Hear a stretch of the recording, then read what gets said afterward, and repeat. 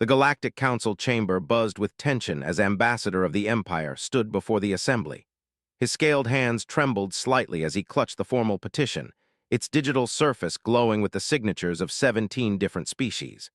The air recyclers hummed overhead, struggling to manage the mix of atmospheric requirements for the diverse alien delegates packed into the vast circular room. "Honored members of the Council," began, his voice carrying the authority of someone who had served in diplomatic circles for over 4 decades. "We gather today to address a grave injustice that threatens the very foundation of relations." The chamber fell silent. Even the Aquarian delegates stopped their constant water circulation sounds. In the far corner, they clicked their mandibles in anticipation. This was clearly no ordinary session.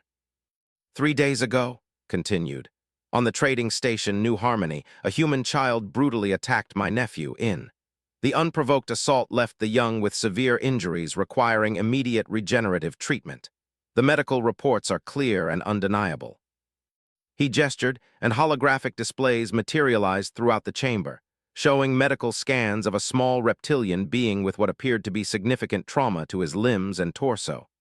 Gasps echoed from several delegations. "The human responsible is a mere cub, no more than 8 standard years old according to their aging system. However, the damage inflicted was severe. Under galactic law, specifically Article 47 of the Protection Protocols, any being who causes harm to another species' offspring faces immediate execution, regardless of age or circumstances." The delegation leader, Queen H, raised her razor-sharp appendage. "The law is clear, Ambassador. We sympathize with your family's pain, but surely you understand that human cubs develop differently than other species. Perhaps there were mitigating circumstances." Eyes flashed with anger. "Mitigating circumstances? My nephew lay unconscious for 2 full cycles. The human cub showed no remorse, no understanding of the pain caused.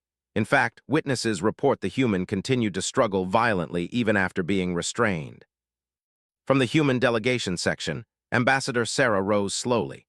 She was a woman in her 50s, with graying hair and the kind of weathered face that spoke of years spent mediating disputes across the galaxy. Her blue uniform bore the simple insignia of the Terran Federation, and she moved with the careful dignity of someone who knew every eye in the room was upon her. "Honored Council," said, her voice steady despite the circumstances, "the Terran Federation acknowledges that an incident occurred. However, we strongly contest both the characterization of events and the proposed response." The chamber erupted in murmurs. Several delegates leaned forward in their seats, antennae twitching and scales shifting colors in displays of emotion. His voice rose above the noise. "Contest, the evidence is irrefutable. Your species' cub attacked mine without provocation." Remained calm. "Ambassador, what you call an unprovoked attack, we call a child's natural response to what they perceived as a threat. The human child in question, Emma Martinez, was exploring the station's recreational area when she encountered your nephew. What the medical scans don't show is that your nephew was significantly larger than Emma, and according to station security footage, he was attempting to take a toy from her possession." "A toy?" scoffed. "The item in question was a simple recreational device. Culture encourages sharing among young ones, and was merely trying to engage in play." "Emma didn't understand that," replied firmly. "She saw a being 3 times her size reaching for something she valued.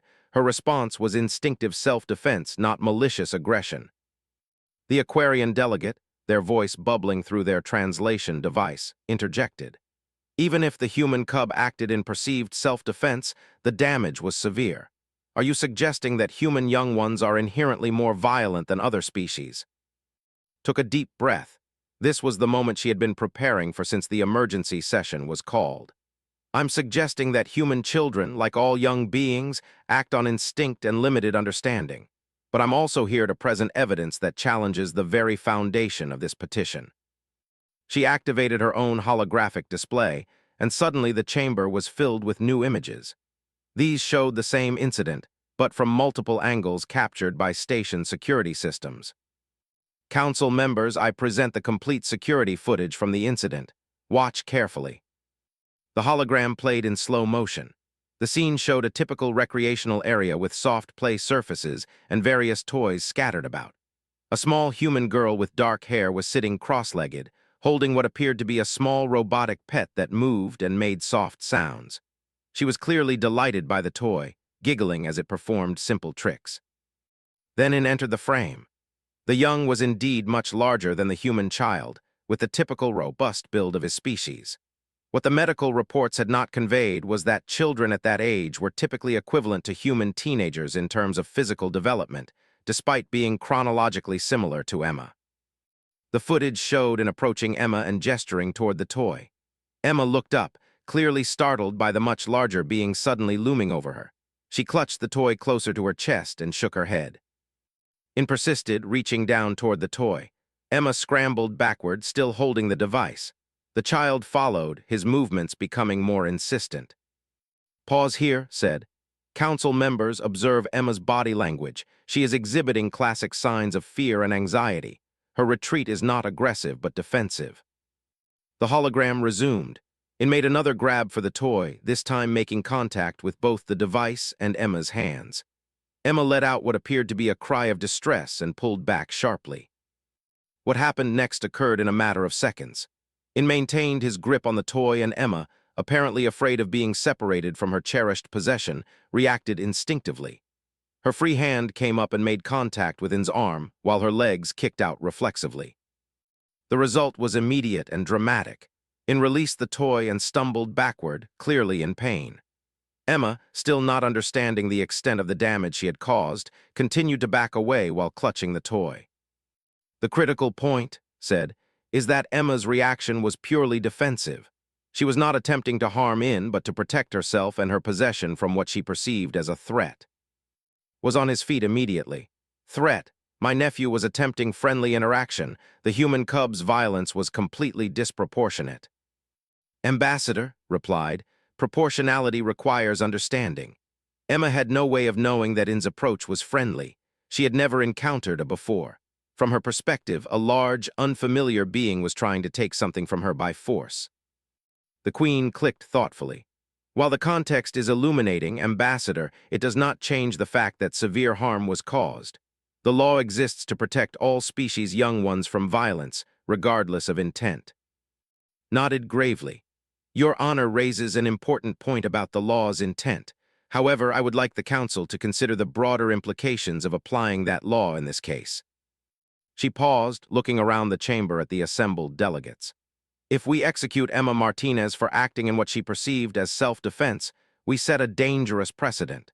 We essentially declare that human children, because of their particular defensive instincts and physical capabilities, are inherently criminal." The chamber buzzed with discussion. This was clearly not an angle many had considered.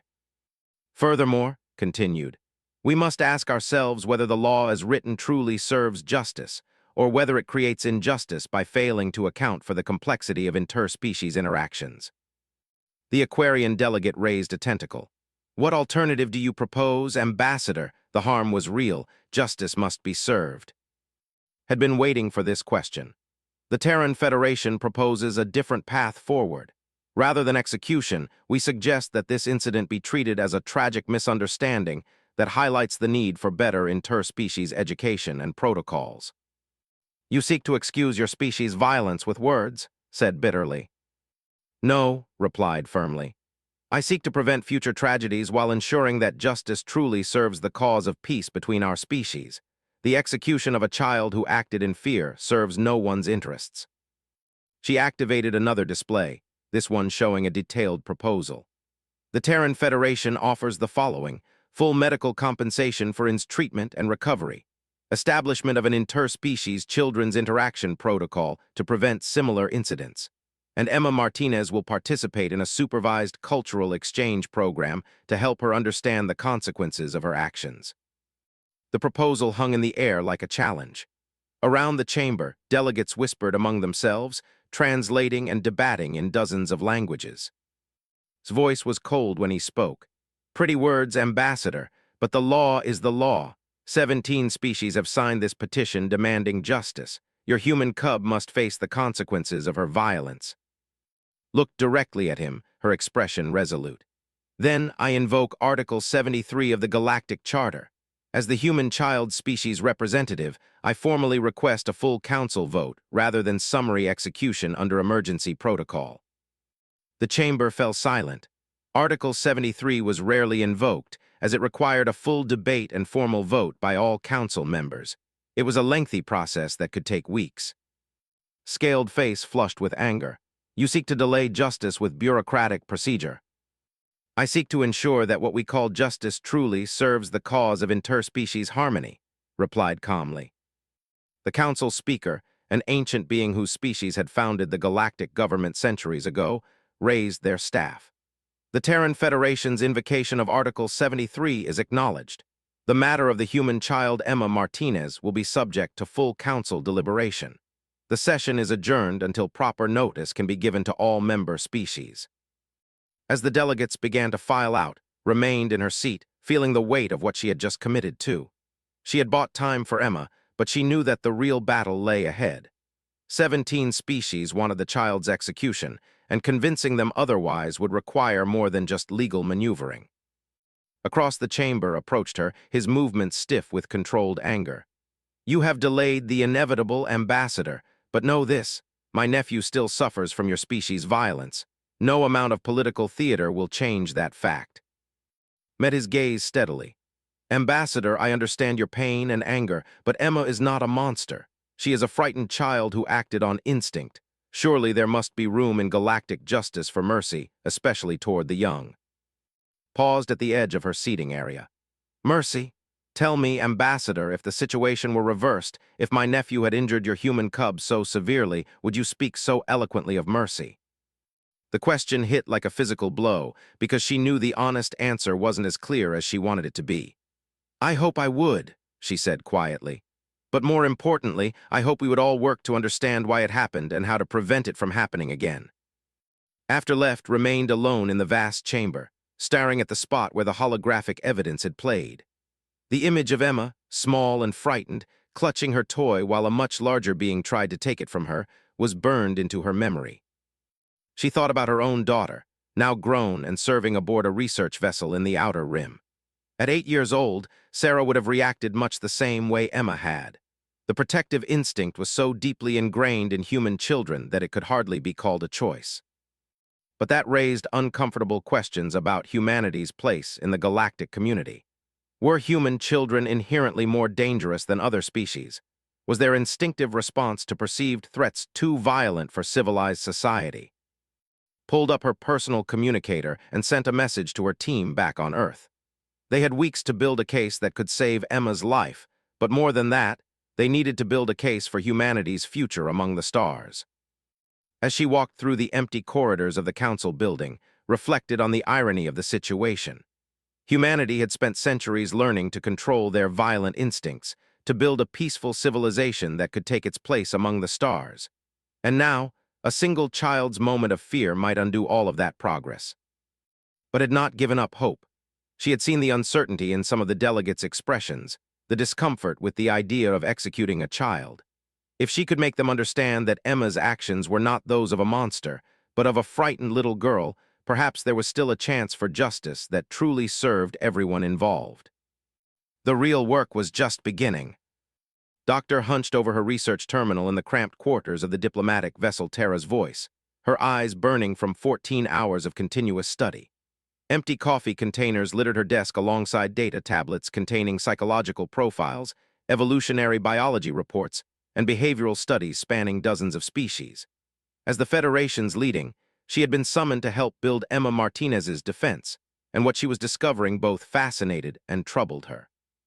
The human stress response is fundamentally different from most galactic species, she muttered into her voice recorder, pausing to rub her temples. When threatened, human children don't just flee or freeze. They fight with an intensity that most species reserve for life-or-death situations. 3 days had passed since Ambassador's dramatic invocation of Article 73, and the Galactic Council was buzzing with activity. Delegations were calling emergency sessions with their home governments, trying to understand the implications of the human defense strategy. Some species that had initially signed the execution petition were beginning to express private doubts. Across the corridor, Ambassador was in her own marathon session, coordinating with Earth's finest legal minds through quantum communication arrays. The transmission delay was minimal, but the pressure was enormous. Every major news network in human space was covering the story, and public opinion was sharply divided. "Ambassador," Doctor called out as she knocked on's door, "I think I've found something important." Looked up from her holographic display showing vote projections and legal precedents. Her usually pristine appearance showed signs of strain, with dark circles under her eyes and her normally perfect hair pulled back in a hasty ponytail. "Please tell me it's good news," said wearily. "The latest polling shows we're still 12 votes short of preventing the execution order." Doctor settled into the chair across from's desk, her tablet glowing with research data. "It's complicated news. I've been studying the evolutionary psychology of defensive responses across all council member species, and the patterns are revealing." She activated her tablet's projector, filling the small room with comparative brain scans and behavioral charts. "Look at this data. When faced with a threat, most galactic species follow a predictable pattern: assess, communicate, retreat if possible, and only fight as a last resort. Their young are even more cautious, typically seeking adult protection immediately." Leaned forward, studying the colorful charts. "But humans are different." "Dramatically different," confirmed. "Human children, especially those between ages 6 and 10, have what we call an explosive defensive response. When they perceive a threat to themselves or something they value, they react with immediate, disproportionate force. It's an evolutionary adaptation from our predator-filled."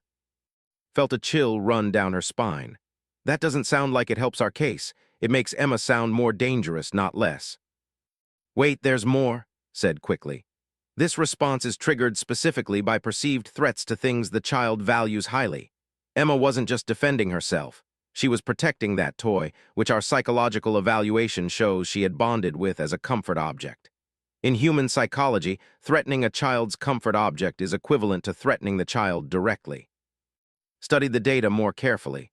So Emma's response was predictable based on human psychology. "Not just predictable," said, her excitement building. "I've found 17 similar incidents in human space over the past 50 years. In every case where a human child perceived a threat to themselves or a valued object, they responded with exactly this level of force. It's not malicious or criminal behavior, it's automatic psychological response." The door chimed, and Zaid announced that they had an incoming priority message from the delegation. Accepted the transmission, and Ambassador's image appeared in the holographic display, his scaled features set in a grim expression. "Ambassador," said formally, "I am calling to inform you that my nephew In has recovered sufficiently to provide his own testimony about the incident. The council has agreed to hear from him directly." His heart sank. Direct testimony from the victim would carry enormous weight with the council, and she couldn't imagine that In would speak favorably about Emma's actions. "When will this testimony be given?" asked carefully. "Tomorrow, during the preliminary evidence session. I thought it only fair to give you advance notice, despite our disagreements about the appropriate response to this situation." After disconnected, turned to with a troubled expression. "How badly does this hurt our case?" "That depends entirely on what In says," replied thoughtfully. "But I've been thinking about something. What if we could get Emma to testify as well?" Shook her head immediately. "Absolutely not. She's 8 years old. Putting her in front of the council would be traumatic, and there's no guarantee she wouldn't say something that would make things worse." "Actually, there is a guarantee," said with a slight smile. "I've spent time with Emma during the psychological evaluations. She's remarkably articulate for her age, and more importantly, she genuinely feels terrible about hurting In. She doesn't fully understand why it happened, but she knows she doesn't want it to happen again." Considered this. The optics of having the council question a child are terrible, regardless of the outcome. "Then we don't let them question her," suggested. "We have her give a prepared statement. Let the council see her as she really is, a small, confused child who acted on instinct, not a monster who needs to be executed." The next morning, the council chamber was packed beyond capacity. Word had spread throughout the station that both the victim and the accused would be present, and representatives from dozens of species had requested observer status. The tension was palpable as council speaker called the session to order. In entered first, accompanied by his uncle and a medical aide. The young moved carefully, his left arm still in a regenerative brace and his gait slightly unsteady. Despite being chronologically similar to Emma, his physical presence was imposing compared to human children, with the characteristic robust build of his species reaching nearly adult human height. Ambassador spoke first. "Honored Council, my nephew will describe the unprovoked attack he suffered 3 days ago on New Harmony Station." In stepped forward, his voice clear despite his obvious nervousness. "I was in the play area when I saw the human with an interesting toy. It made sounds and moved by itself, unlike anything I had seen before. I wanted to look at it more closely." He paused, gathering his thoughts. "I approached the human and gestured toward the toy. She pulled it away and made sounds I did not understand. I thought perhaps she was playing a game, so I tried to reach for the toy again." Felt her stomach tighten as in continued. "When I touched the toy, the human's behavior changed completely. She made loud vocalizations and struck me with her hands and feet. The pain was immediate and severe. I have never experienced anything like it." The chamber was silent, as in described the incident from his perspective. His account was matter-of-fact and detailed, painting a picture of a friendly interaction that turned violent without warning. "Do you understand why the human attacked you?" asked the Queen. In hesitated. "I have thought about it many times. Uncle says she was being violent because humans are naturally aggressive, but I watched her before I approached. She was not aggressive. She seemed happy playing with the toy. When she saw me, she became frightened." This statement caused murmurs throughout the chamber. His expression showed clear displeasure with his nephew's observation. "So you believe the human was afraid?" asked the Aquarian delegate. "I think so," In replied. "But I do not understand why. I was not trying to hurt her or take the toy permanently. In culture, we share freely with others, especially young ones. Perhaps human culture is different." Felt a glimmer of hope. In's testimony, while damaging in terms of describing the attack, actually supported their argument about cultural misunderstanding. "Thank you, In," Council Speaker said gently. "If there are no further questions, we will hear from the human child." Emma Martinez entered the chamber holding Doctor's hand, her small size immediately apparent in the vast space designed for much larger beings. She wore a simple blue dress and had her dark hair pulled back with colorful clips. Her eyes were wide as she took in the assembled alien dignitaries, but she walked steadily to the speaking platform. Doctor helped Emma step up to the speaking platform, adjusting a small stool so she could reach the microphone. The contrast between Emma and In was striking. Where he projected physical strength despite his injuries, she appeared fragile and vulnerable. "Hello," Emma said in a small but clear voice, her greeting automatically translated into dozens of languages throughout the chamber. "My name is Emma Martinez. I want to tell everyone I'm sorry for hurting In." The simple directness of her statement seemed to catch many delegates off guard. Several leaned forward in their seats, studying the small human child. "I was playing with Buddy," Emma continued, gesturing to the robotic pet she had brought with her. "Buddy is my special friend. My daddy gave him to me before he went on his long space trip. Buddy helps me not feel scared when I'm alone." She paused, looking directly toward wherein sat with his uncle. "When the big person came over, I got scared. He was much bigger than me, and I didn't know him. When he reached for Buddy, I thought he was trying to take my friend away forever." Emma's voice began to waver slightly. "I didn't want to hurt anybody. I was just scared he would take Buddy and I would be all alone. I didn't know I was strong enough to hurt him. I'm really, really sorry." The chamber remained silent as Emma finished her statement. Her obvious distress and genuine remorse were palpable, creating an atmosphere of discomfort among many delegates. "Emma," Council Speaker said gently, "do you understand why In wanted to see your toy?" Emma shook her head. "Doctor explained that where he comes from, children share toys. But where I come from, when someone bigger tries to take your special things, it means they might not give them back. I was wrong to hit him, but I was scared." The Queen clicked thoughtfully before asking, "If you could meet In again, what would you do differently?" Emma considered this seriously. "I would try to use words first. Doctor taught me that different people do things different ways. Maybe I could show him how Buddy works instead of being scared. But," she paused, looking uncertain. "But what?" the Queen prompted gently. "If he still tried to take Buddy away after I said no, I don't know if I could stop myself from being scared again. Doctor says sometimes our feelings are stronger than our thinking." This honest admission sent ripples through the chamber. Emma had essentially acknowledged that she might react the same way in a similar situation, despite understanding the consequences. Ambassador rose to his feet. The child admits she would likely attack again. This proves that human young ones are too dangerous to coexist with other species' children. But before could respond, an unexpected voice spoke up. It was in himself, who had been given permission to remain in the chamber during Emma's testimony. "Uncle," he said quietly, "may I say something?" Looked surprised but nodded reluctantly. In stood carefully and looked directly at Emma. "I understand now why you were frightened. I am much larger than you, and you had never seen a before. If a large, unknown being approached me and tried to take something precious to me, I think I would be frightened too." The chamber erupted in murmurs as delegates discussed this unexpected development. "Furthermore," it continued, "Emma has apologized sincerely and repeatedly. In culture, genuine remorse coupled with accidental harm does not typically warrant severe punishment, especially for the young." His face showed clear shock at his nephew's words. This human's violence could have killed you." "But it did not," In replied calmly. "And I do not believe she intended such harm. She was protecting something she valued, just as I would protect something precious to me." Council Speaker called for order as the debate threatened to overwhelm the session. "We will recess for deliberation. All testimony will be reviewed before we proceed to formal arguments." As the chamber emptied, watched Emma being led away by Doctor, the child's small hand still clutching her robotic companion. Across the room, In was engaged in what appeared to be an intense but quiet conversation with his uncle. The battle lines were no longer as clearly drawn as they had been at the beginning. In's unexpected support for Emma had changed the dynamics significantly, but knew that the final outcome was far from certain. The real test would come when the council had to decide between the letter of the law and the spirit of justice.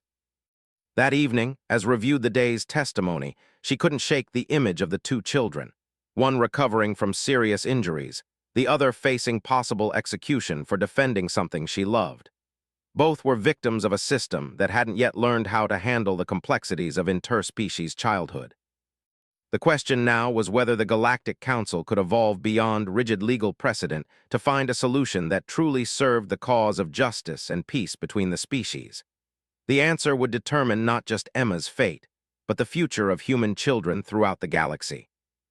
The Galactic Council chamber had never seen such a divided assembly in its 200-year history. For 3 weeks, delegates had debated, argued, and negotiated behind closed doors while the fate of Emma Martinez hung in the balance. News networks across the galaxy had turned the case into a symbol of larger questions about justice, childhood, and the ability of different species to coexist peacefully. Ambassador sat in the human delegation section, her hands steady despite the nervous energy coursing through her body. Beside her, Doctor clutched a data tablet containing their final arguments, while across the chamber, Ambassador appeared equally tense, surrounded by supporters from the 17 species that had originally demanded Emma's execution. The most significant change in the chamber's dynamics was visible in the seating arrangement. Several delegations that had initially supported the execution petition had moved to neutral positions, their delegates no longer sitting with coalition. The testimony from both children had clearly had an impact that went beyond legal arguments. Council Speaker raised the ceremonial staff, calling for silence throughout the vast chamber. The ancient being's voice carried the weight of centuries of galactic law as they began the formal pronouncement. The Galactic Council has deliberated extensively on the case of the human child Emma Martinez and the injuries sustained by the child In. This case has forced us to examine fundamental questions about justice, childhood development, and the application of our laws across species barriers.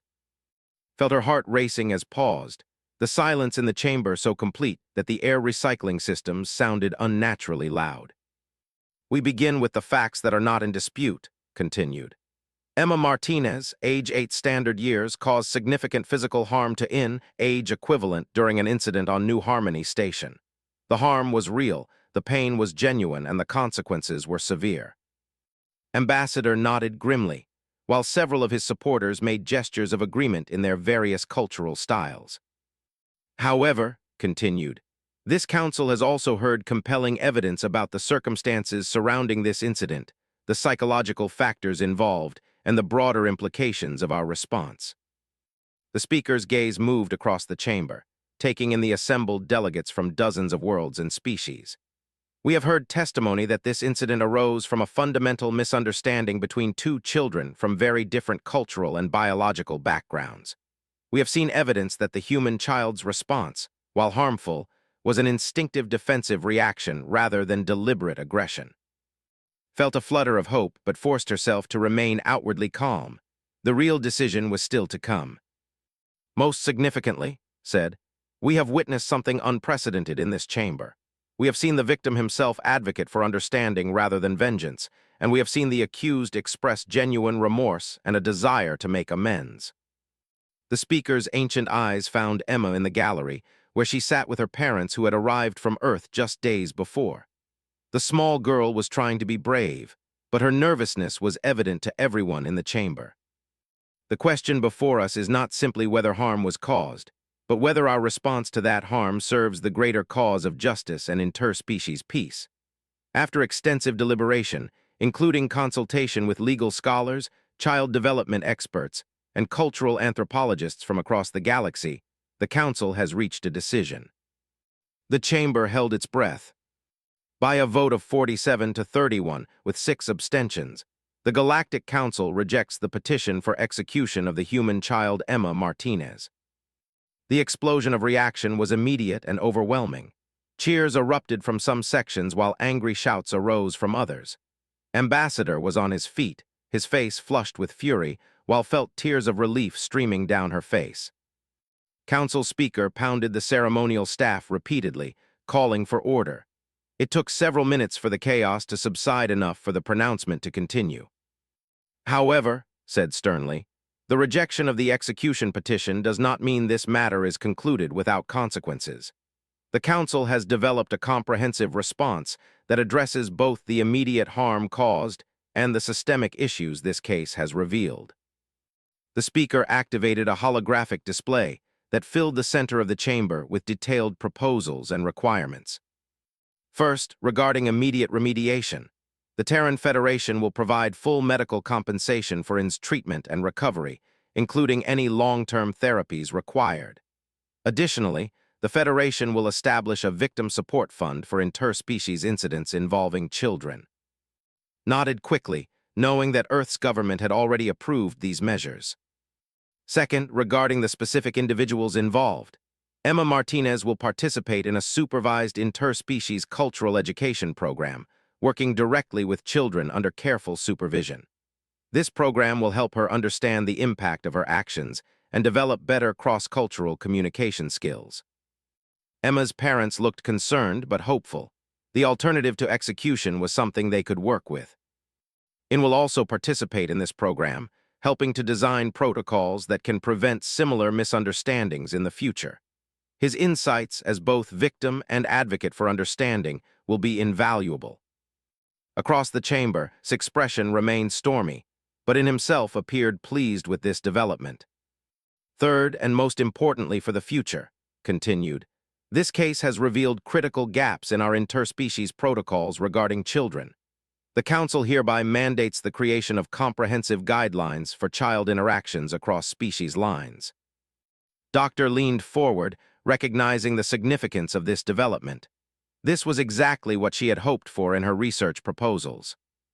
These guidelines will include mandatory education for all families living in multi-species environments, standardized emergency response protocols for interspecies incidents involving children, and the establishment of trained child advocates familiar with multiple species developmental patterns. The speaker paused, allowing the full scope of these changes to sink in throughout the chamber. Furthermore, the Council acknowledges that our current legal framework, while well-intentioned, does not adequately account for the complexity of child development across different species. A special commission will be established to review and revise our laws regarding children, with representation from all member species. Ambassador finally stood to address the chamber, his voice tight with controlled emotion. Council Speaker, while I respect the decision of this body, I must express my profound disappointment. My nephew suffered serious harm at the hands of this human child, and I fear this lenient response sends a dangerous message about accountability. Nodded respectfully. Ambassador, your concerns are valid, and your advocacy for your nephew has been both appropriate and necessary. However, true accountability sometimes requires us to look beyond punishment to prevention and understanding. The speaker then did something unexpected. They stepped down from the ceremonial platform and approached Emma's family in the gallery. "Emma Martinez," said gently, their ancient voice carrying clearly through the translation systems, "will you join me in the center of the chamber?" Emma looked uncertainly at her parents, who nodded encouragingly. She made her way down to the chamber floor, her small size even more apparent as she stood next to the tall, robed figure of the council speaker. Emma said, "You have heard the council's decision. Do you understand what it means?" Emma nodded seriously. "It means I don't have to die, but it also means I have to work really hard to make sure I never hurt anyone again." "That is correct," confirmed. "But you will not be working alone. The entire galactic community will be working together to make sure incidents like this become impossible in the future." The speaker then gestured to In. "In, would you join us as well?" The young made his way down to the chamber floor, moving more easily now than he had during his testimony weeks earlier. When he reached Emma and the council speaker, he looked down at the small human girl with an expression that was difficult to read. In said, "You have shown remarkable wisdom and maturity throughout this process. Your advocacy for understanding rather than revenge has impressed this entire assembly." In straightened with pride but kept his gaze on Emma. "I learned something important from this experience. Fear makes everyone do things they would not normally do, but understanding can prevent fear." Emma looked up at him, still clearly intimidated by his size but no longer paralyzed by terror. "I'm really sorry I hurt you," she said in her small, clear voice. "I want to learn how to be friends with people who are different from me." "I would like that too," In replied. "Perhaps you can teach me about human toys and I can teach you about games." The exchange was simple, but its impact on the chamber was profound. Here were the two children at the center of this galactic crisis, demonstrating that understanding and friendship were possible even after serious harm had been done. Council speaker raised the ceremonial staff one final time. "This case began with a tragedy that could have destroyed trust between our species. Instead, it has become an opportunity to build stronger foundations for peace and understanding. The work begins now." As the formal session concluded and delegates began filing out of the chamber, Ambassador approached Ambassador. The diplomat's expression was still troubled, but some of his earlier anger seemed to have dissipated. "Ambassador," said carefully, "I know this outcome is not what you wanted, but perhaps we can work together to ensure that the new protocols truly prevent future incidents." Studied her for a long moment. "Your human child's actions caused my nephew great pain, Ambassador, but watching him these past weeks has taught me something about the difference between justice and vengeance. Perhaps there is wisdom in choosing the more difficult path of understanding." He paused, then extended his scaled hand in a gesture of formal agreement. "The Empire will participate fully in the development of new interspecies protocols. If we must share the galaxy with humanity, then we must learn to do so safely for all our children." Shook his hand gratefully, recognizing the enormous step forward this represented. Later that evening, as the various delegations prepared to depart New Harmony Station, Doctor found Emma and her parents in the observation deck, watching ships launch toward their home worlds through the massive transparent barriers. "How are you feeling, Emma?" Doctor asked, settling down beside the small girl. Emma was quiet for a moment, watching a sleek vessel disappear into hyperspace. "I'm happy I don't have to die," she said simply. "But I'm also scared about the learning program. What if I make another mistake?" Doctor smiled. "Making mistakes is how we learn, Emma. The important thing is that now we'll have better ways to help you when you're scared and better ways to help other children understand each other." "Will I really be friends with In?" Emma asked. "I think you already are," Doctor replied. "You just need time to figure out what that friendship looks like." As the transport ships carried delegates back to their respective worlds, news of the Council's decision spread throughout the galaxy. The case of Emma Martinez and In had become more than just a legal proceeding. It had become a symbol of the possibility that different species could find ways to understand each other even in the aftermath of conflict. On Earth, the decision was met with relief and determination. The new interspecies protocols would require significant investment and cultural changes, but the alternative had been unthinkable. Human families throughout the galaxy began preparing for a future where their children could interact safely with alien species. Reactions were more mixed. Some viewed the Council's decision as weakness, while others saw it as an opportunity to lead by example in interspecies cooperation. The debate would continue for years, but the foundation for dialogue had been established. Months later, when the first interspecies children's cultural exchange program was launched, Emma Martinez and In served as the symbolic first participants. The program was small at first, involving just a handful of human and children, but it represented something revolutionary: the idea that children from different species could learn to understand and trust each other. The incident that had nearly led to galactic conflict had instead become the catalyst for unprecedented cooperation in child development and interspecies relations. It proved that sometimes the most difficult challenges could lead to the most important breakthroughs, and that justice was not always about punishment, but about building a better future for everyone. Emma Martinez would never be the same after her experience, but neither would the galaxy. Her moment of fear had forced an entire civilization to confront its assumptions about childhood, justice, and the possibility of peaceful coexistence among the stars. In the end, perhaps that was worth more than any punishment could have achieved.